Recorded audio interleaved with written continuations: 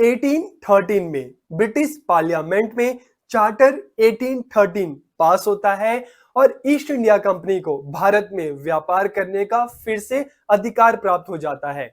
इसके साथ ही चार्टर 1813 में आर्टिकल 43 में अनुच्छेद 43 में ये बात कही जाती है कि अब से ईस्ट इंडिया कंपनी को भारत में बिजनेस करके व्यापार करके जितना फायदा होता है, जितना प्रॉफिट होता है, उसमें से कम 1 लाख रुपए ईस्ट इंडिया कंपनी भारतीय लोगों को एजुकेट करने में, यहाँ के लोगों को शिक्षित करने में खर्च करेगी।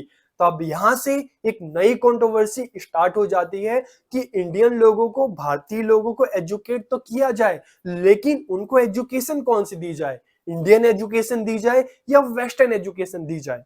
तो एक ग्रुप ऐसा था जिसका मानना था कि इंडियन लोगों को इंडियन एजुकेशन दी जाए। आर्टिकल 43 में जिस लिटरेचर का, साहित्य का जिक्र किया गया है, उसका मतलब इंडियन लिटरेचर से है। तो दूसरा ग्रुप ऐसा था, उसका मानना था कि भारतीय लोगों को वेस्टर्न एजुकेशन दी जाए, क्योंकि आर्टिकल 43 में जो लिटरेचर, जिस साहित्य की बात की गई है, उसका मतलब वेस्टर्न लिटरेचर से है, पश्चिमी साहित्य से है। तो इस तरह से ब्रिटेन में और इंडिया में दो ग्रुप बट जाते हैं। एक ग्रुप जो इंडियन एजुकेशन, इंडियन लिटरेचर को सपोर्ट करता है, तो दूसरा ग्रुप वेस्टर्न एजुकेशन या वेस्टर्न लिटरेचर को सपोर्ट करता है। तो जो group Indian education, Indian literature को सपोर्ट करता है, इस ग्रुप को कहते हैं प्राची या ओरिएंटलिस्ट। और जो ग्रुप वेस्टर्न एजुकेशन को सपोर्ट कर रहा था कि नहीं, इंडिया के लोगों को वेस्टर्न एजुकेशन मिलनी चाहिए, उस ग्रुप को कहा गया पाश्चात्य, या इंग्लिश में अगर हम बोले तो एंग्लिसिस्ट। तो इस तरह से 1813 से एक नई कंट्रोवर्सी स्टार्ट हो जाती है, जिसको कहा जाता है ओरिएंटलिस्ट एंग्लिसिस्ट कंट्रोवर्सी या प्राच्य पाश्चात्य विवाद। और ये कंट्रोवर्सी चलती रहती है। अब आगे चलकर 1834 में उस टाइम के जो गवर्नर जनरल थे बेंटिक, वो इस कंट्रोवर्सी से परेशान हो गए कि भाई इसका निपटारा कैसे किया जाए। तो इसके समाधान के लिए, इसके सॉल्यूशन के लिए उन्होंने मैकॉले से बात की और कहा कि भाई इस कंट्रोवर्सी को आप जल्दी खत्म करो, और इस कंट्रोवर्सी को खत्म करने के लिए तुम कोई कानूनी सुझाव दो कि इस कंट्रोवर्सी को कैसे खत्म किया जाए। और इस कंट्रोवर्सी को खत्म करने का जिम्मा उन्होंने किसको दे दिया? मैकॉले को दे दिया। और मैकॉले ने 1835 में ब्रिटिश पार्लियामेंट में अपना मिनट, मतलब अपना विवरण पत्र प्रस्तुत किया।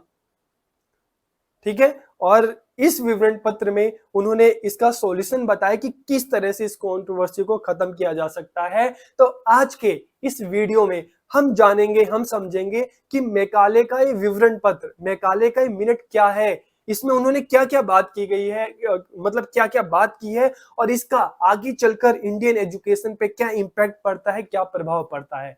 तो वीडियो को आखिरी तक देखिए और बताइए कि आपको वीडियो कैसी लगी, समझ में आई कि नहीं। तो हम वीडियो को स्टार्ट करते हैं।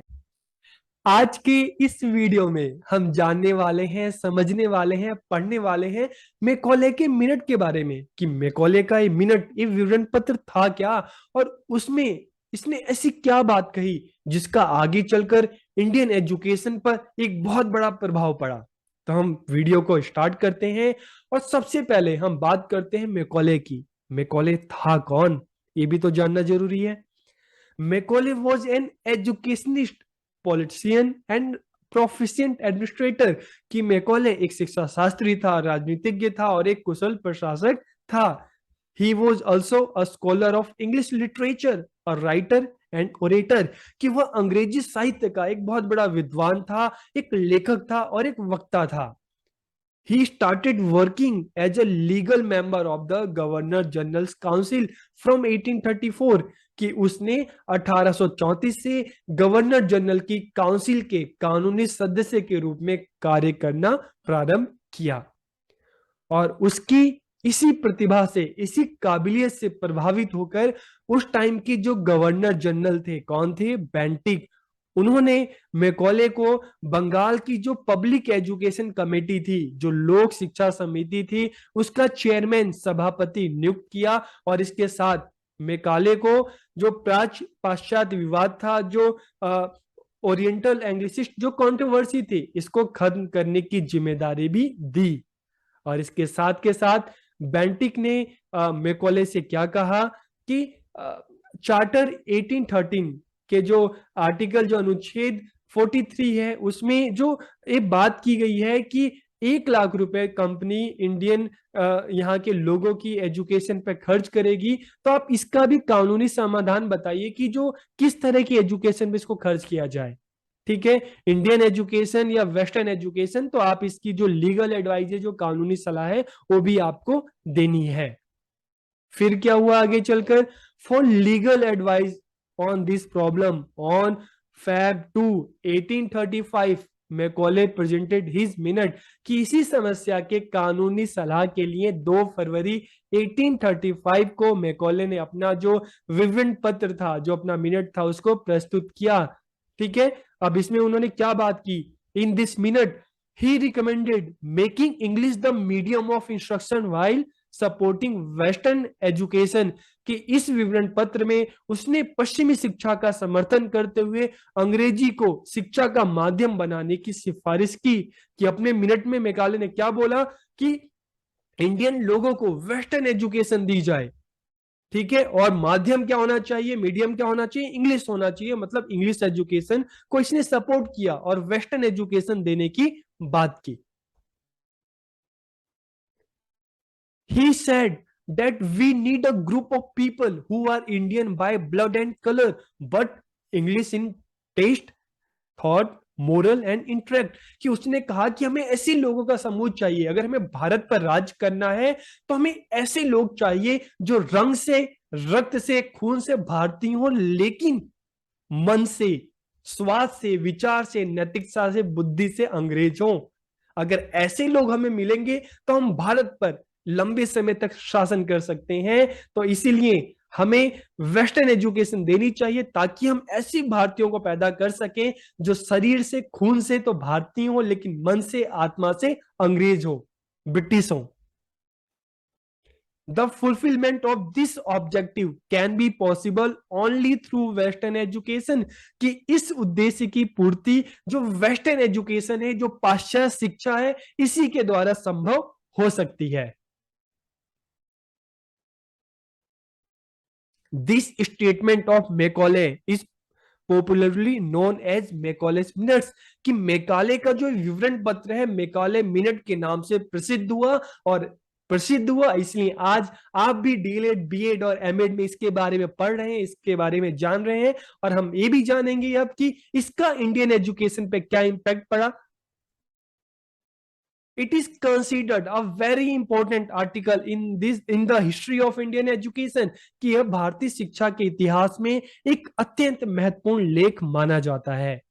English education system started in India only after this incident, कि इस घटना के पश्चात ही भारत में अंग्रेजी शिक्षा प्रणाली का आरंभ हुआ। तो इस तरह से इस विवरण पत्र का, इस मिनट का इंडियन एजुकेशन पे इंपैक्ट पड़ा, कि इसके बाद से 1835 के बाद से इंडिया में इंग्लिश एजुकेशन की स्टार्टिंग हुई और इसका असर आज भी देखा जा सकता है। अब हम बात करते हैं मेन फीचर्स ऑफ मैकालेस मिनट्स, कि मैकाले का जो विवरण पत्र है उसकी मुख्य बातें कौन कौन सी हैं। Macaulay's minute with reference to the charter 1813 explain the 43rd section as follow, कि मैकॉले ने अपने मिनट में जो 1830 का जो चार्टर था, उसमें जो सेक्शन 43 था, आर्टिकल 43 था, उसकी व्याख्या किस प्रकार की, उसको भी हम जान लेते हैं। On what basis the East India Company will spend the amount of 1 lakh for the education of the Indian people? It is up to his will, कि ईस्ट इंडिया कंपनी को भारतीय एजुकेशन पे 1 लाख रुपए खर्च करने, ये तो बिल्कुल ठीक है, लेकिन वो इंडियन पे खर्च करेगी, वो इंडियन एजुकेशन पे खर्च करेगी, मतलब इंडियन लिटरेचर पे खर्च करेगी, या वेस्टर्न एजुकेशन पे खर्च करेगी, ये कंपनी की मर्जी है। इसके लिए उस पर कोई फोर्स नहीं कर सकता। तो एक कंपनी का अपनी मर्जी है कि वो भारतीयों को वेस्टर्न एजुकेशन देना चाहती है इंडियन, वो कंपनी का अपना खुद का मामला है। ठीक है, बस बात इतनी है कि उसको भारतीय लोगों की एजुकेशन पे खर्च करना है। अब एक कंपनी की मर्जी है, चाहे उनको इंडियन एजुकेशन दे या वेस्टर्न एजुकेशन। और the literature mentioned in the charter of 1813 does not mean only Arabic and Sanskrit, कि 1813 में जो लिटरेचर है उसका मतलब सिर्फ अरेबिक या इंडियन लिटरेचर से नहीं है, इसमें इंग्लिश लिटरेचर भी शामिल है। इसको भी सम्मिलित किया जा सकता है। ठीक है, ये बात इसने कही। और इसके बाद फिर उसने क्या कहा, और जो इंडियन स्कॉलर की बात की गई है, तो इंडियन स्कॉलर का मतलब ऐसे भारतीय बुद्धिजीवियों से है, ऐसे विद्वान से है जिनको जो यूरोपियन फिलॉसफी है, यूरोपियन जो लिटरेचर है, ठीक है, इंग्लिश लिटरेचर, इंग्लिश फिलॉसफी, उसके बारे में अच्छी नॉलेज हो, उसके बारे में डीप नॉलेज है, उसी को हम कहेंगे इंडियन स्कॉलर। ना कि जिसको इंडियन जो फिलॉसफी है, इंडियन जो लिटरेचर है, अरबिक लिटरेचर है, फिलॉसफी है, उसको, उसके बारे में अगर उसको ज्ञान हो तो उसको हम इंडियन स्कॉलर नहीं कहेंगे। इंडियन स्कॉलर वो है, ठीक है, जिसको वेस्टर्न लिटरेचर, वेस्टर्न फिलॉसफी, उसको पूरी नॉलेज है, उसी को हम कहेंगे Indian scholar. The term Indian scholar means a person who has a high knowledge of English literature and philosophy and not of Indian and Arabic literature philosophy. कि भारतीय विद्वान सब ऐसे व्यक्ति के लिए जिसको अंग्रेजी साहित्य और दर्शन का उच्च ज्ञान हो, ना कि भारतीय और अरबी साहित्य का। तो इंडियन स्कॉलर को भी उसने फिर डिफाइन किया अपने तरीके से। अब इसके साथ के साथ argument in favour of English, की अंग्रेजी के पक्ष में अब उसने क्या तर्क दिया अपने इस मिनट में। तो उसने कहा कि जो यूरोप की एक अच्छी लाइब्रेरी है, उसका जो एक शेल्फ है, उसमें रखी जो बुक है, उसमें रखा जो लिटरेचर है, उसकी जो नॉलेज है, वो पूरी जो इंडियन और जो अरबिक जो लिटरेचर है, जो साहित्य, उसके बराबर है। ठीक है, तो इस तरह से उसने इंडियन लिटरेचर, जो इंडियन जो साहित्य है, उसका अपमान किया। Insulting Indian language and literature, he has written that a shelf of a European library is equal to all the literature of India and Arabic. ठीक है, कि भारतीय भाषाओं एवं साहित्य का अपमान करते हुए उसने लिखा कि यूरोपीय पुस्तकालय की एक अलमारी भारत और अरब के संपूर्ण साहित्य के बराबर है। ये बात उसने ब्रिटिश पार्लियामेंट में जब अपना मिनट रखा तो उसमें उसने कही।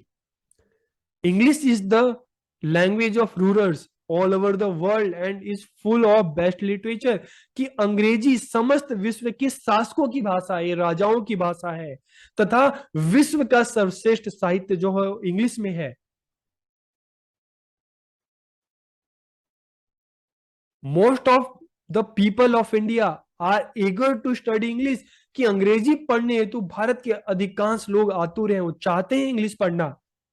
English language is the key to all knowledge, की अंग्रेजी भाषा समस्त ज्ञान की कुंजी है। The English language can revive a new culture in India, की अंग्रेजी भाषा भारत में नवीन संस्कृति का पुनरुत्थान कर सकती है। अंग्रेजी भाषा की ताकत है। English and English culture have made many nations of the world civilized by raising them from the condition of the wild, कि अंग्रेजी एवं अंग्रेजी संस्कृति ने विश्व के अनेक राष्ट्रों को जंगली की दशा से उठाकर सभ्य बनाया है।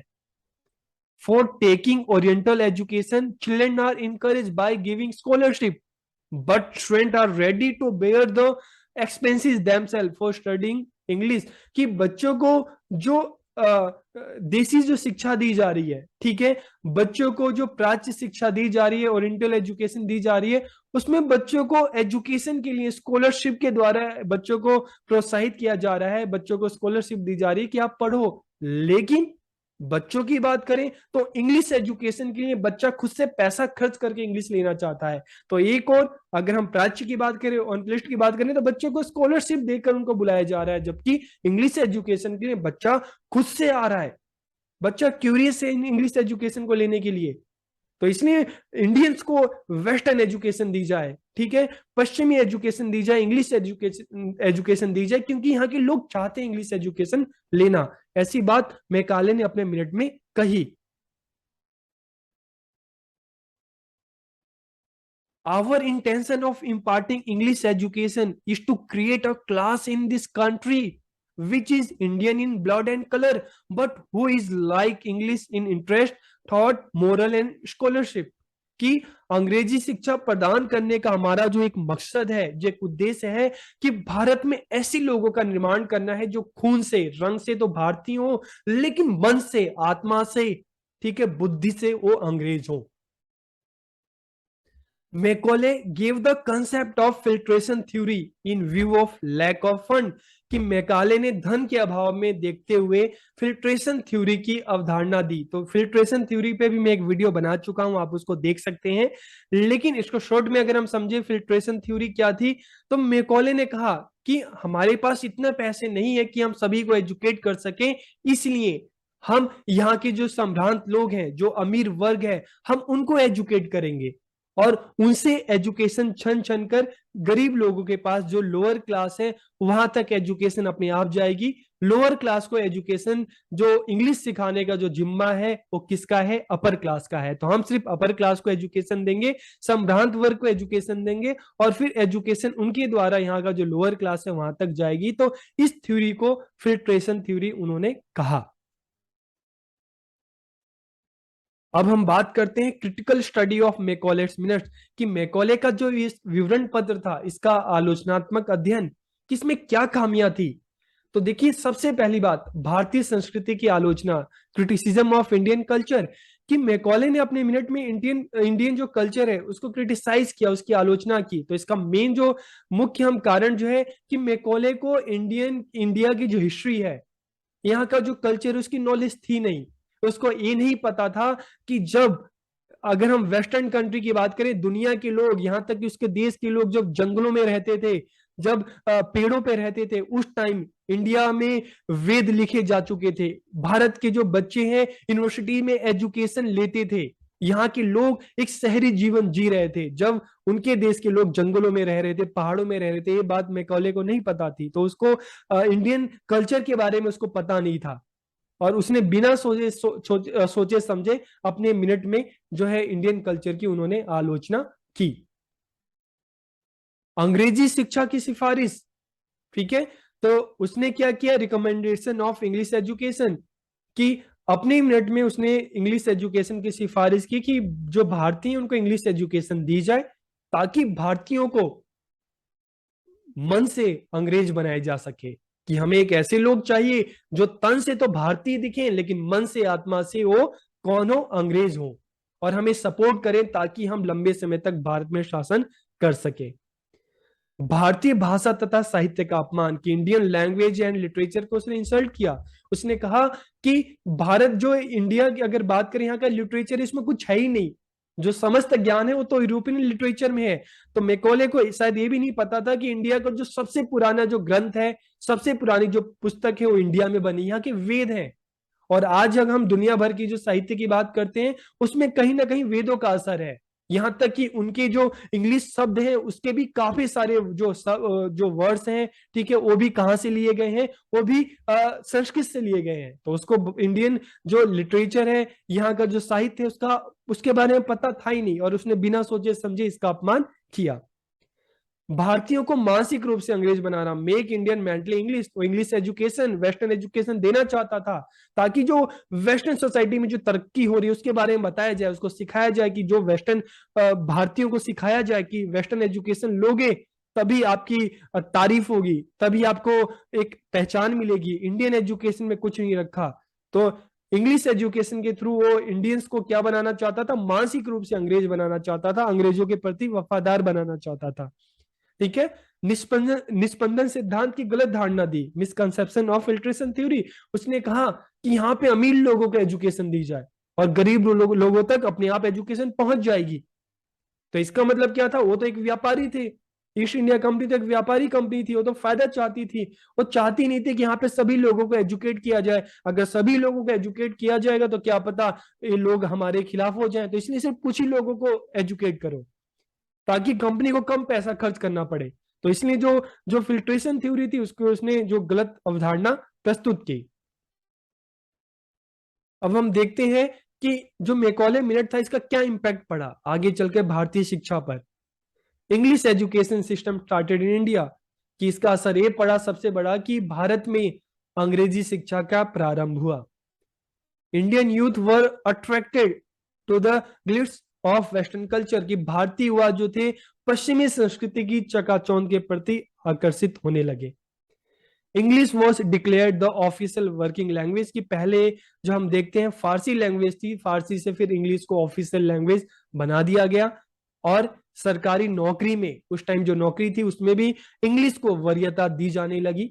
ठीक है, प्राथमिकता दी जाने लगी कि जो इंग्लिश जिसको आती है उसी को जॉब, सरकारी नौकरी मिलेगी। ठीक है, तो मैकॉले मिनट्स में देखिए कुछ बात हमें समझ में आती है कि मैकॉले एक यूरोपियन था, एक अंग्रेज था, और अंग्रेज होने के नाते उसने अपने मिनट में जो भी बातें की अपनी कंट्री के भलाई के लिए की, अपने शासन को बनाए रखने के लिए की। ठीक है, लेकिन समझने वाली बात यह है कि गलती किसकी थी? मैकॉले की गलती थी, जो एक यूरोपियन था और अपने कंट्री को आगे बढ़ाने के लिए उसने सोचा, या आगे चलकर जब हम आजाद हुए हमारे राजनेता, ठीक है, यहाँ के जो प्रशासक जिन्होंने मैकॉले को फॉलो किया, ना कि यहाँ के लोगों को यहाँ की भाषा में, यहाँ के मतलब यहाँ की भाषा को उन्होंने इंपॉर्टेंस ना देकर उन्होंने पश्चिमी भाषा को इंपॉर्टेंस दिया। तो किसकी गलती आप बताइए, आप कमेंट करके बताइए कि गलती किसकी थी? मैकॉले बड़ा दोषी है या यहाँ के जो राजनेता थे आजादी के बाद दोस्त उनका है? ठीक है, तो आप कमेंट करके अपनी राय जरूर दीजिएगा। आप सबका बहुत बहुत धन्यवाद।